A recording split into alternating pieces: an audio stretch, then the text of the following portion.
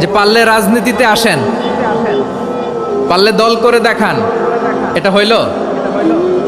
আমি কি এরকম কোনো কথা বলেছি? না। আমি একজন মুফাসসিরে কোরআন, আমি একজন আলেম, এর বাইরেও আমার সবচেয়ে বড় পরিচয় আম আ সিটিজেন অফ বাংলাদেশ। আমি বাংলাদেশের একজন সাধারণ নাগরিক। আমার দেশের যে কোনো সমস্যা, যে কোনো ইনকনসিস্টেন্সি, অসঙ্গতি নিয়ে মত প্রকাশের স্বাধীনতা আমার আছে না নাই? আপনারাই তো বাক স্বাধীনতার কথা বলেন, ফ্রিডম অফ স্পিচের কথা বলেন, বাক স্বাধীনতার কথা বলেন। আপনারাই যদি আবার কোনো মন্তব্যের কারণে বলেন যে রাজনীতির মাঠে আসেন, দল করেন, দেখি কতটুকু পারেন, এটা ঠিক হবে না।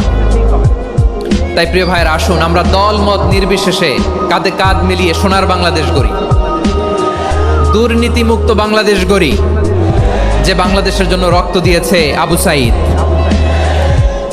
যে নতুন ভোরের বাংলাদেশের জন্য রক্ত দিয়েছে মুগ্ধরা, যে নতুন বাংলাদেশের জন্য রক্ত ঝরিয়েছে 24-এর যে গণ অভ্যুত্থানের প্রত্যেকটি শহীদের আওয়াজ করে বলেন ঠিক কিনা?